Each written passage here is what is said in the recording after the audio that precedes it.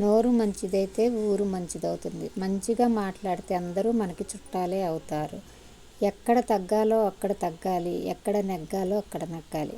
ఏమిటి పొద్దున్నే ఇది అనుకుంటున్నారా? దీని గురించి పేపర్లో కొన్ని విషయాలు చదివాను, అది మీతో పంచుకుందామని వీడియో చేస్తున్నాను. ఉపవాసం, జపం, పశ్చాత్తాపం, శాంతి, మౌనం, ఇవి అన్నీ కూడా పంచశాంతులు. మౌనాన్ని దైవ భాష అంటారు. లిపి ఎరుగని విశ్వభాష కూడా ఇదే. ధార్మిక దివ్యత్వానికి మౌనం ఓ ద్వారం లాంటిది.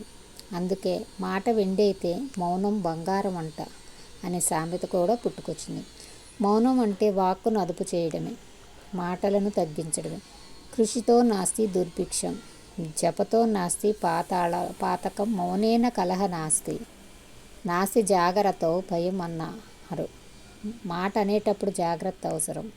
మౌనం వల్లనే మనకు మునితత్వం జనిస్తుంది. భగవత్ స్వరూపం ముందు భక్తులకు మౌనారాధనమే శ్రేయస్కరం.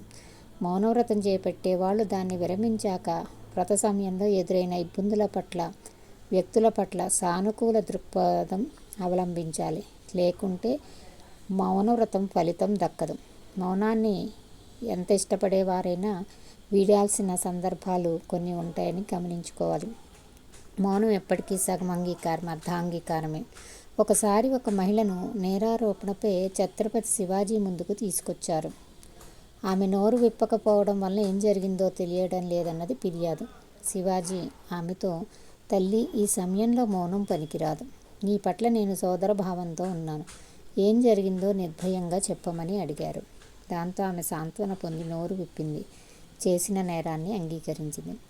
ఒకసారి ఒక కార్యాలయంలో అధికారి తన సేవకుడితో మాట్లాడే చిలుకనొక దాన్ని ఇంటికి పంపాడు. దాన్ని ఆ ఇల్లాలు చక్కగా కూర వండింది. ఇంటికి వచ్చి నా అధికారి విస్తుపోయి, అది మాట్లాడే చిలుక, అలా ఎందుకు చేశావు అని భార్యను అడిగాడు. దానికి ఆమె, కత్తితో కోయబోతున్నప్పుడైనా నేను మాట్లాడే చిలుకను అని అది చెప్పి ఉండాల్సింది కదా అంది. అవసరమైన సమయాల్లో నోరు విప్పకపోతే తీవ్ర పరిణామాలు సంభవిస్తాయని ఈ కథ యొక్క ఉద్దేశం. కోపం వస్తే అలిగి మౌనం దాల్చడం కన్నా కూర్చుని మాట్లాడుకోవడం వల్ల సమస్యలను పరిష్కరించుకోగలుగుతాం. ఒక ఎండ్రకాయ సముద్రం ఒడ్డున తన పాదముద్రలు చూసుకుని మురిసిపోతూ నడుస్తుంది. ఈలోగా కెరటాలు వచ్చి ఆ పాదముద్రలను తుడిచేశాయి. ఎండ్రకాయ సాగరుడిపై అలిగి మూతి ముడుచుకుంది. చివరికి ఎందుకు ఇలా చేశావని అడిగింది. నీ అడుగుజాలని చూస్తూ ఒకతను నీ వైపే వస్తున్నాడు. నిన్ను రక్షించాలనే వాటిని చెరిపేశాను అన్న సముద్రుడి మాట విని ఎండ్రకాయ పశ్చాత్తాపపడింది. మౌనాన్ని వీడి ప్రశ్నించబట్టే దానికి నిజం తెలిసింది. మౌనం వీడికి మాట కలిపితే మనుషుల మధ్యే కాదు, దేశాల మధ్య శాంతి వెల్లి విరుస్తుంది. బంధాలను అది బలోపేతం చేస్తుంది. ఈ వీడియో యొక్క ఉద్దేశం ఏంటంటే, ఎక్కడైతే మాట్లాడాలో అక్కడ మాట్లాడాలి, ఎక్కడైతే మాట్లాడకూడదో, అవసరం లేదో అక్కడ మాటలు లేకుండా మౌనం వహించాలి.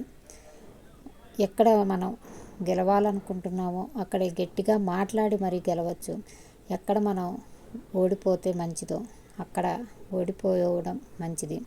పిల్లలకు ఈ విషయాలని నేర్పితే చక్కని మాటతో వాళ్ళంతా ఉద్యోగాల్లో, విద్యలో కానీ మంచి ప్రవర్తనతో మంచిగా జీవితాన్ని గడపగలుగుతారు. వీడియో నచ్చితే లైక్, షేర్, ఫాలో, సబ్స్క్రైబ్. ధన్యవాదాలు. నమస్కారం.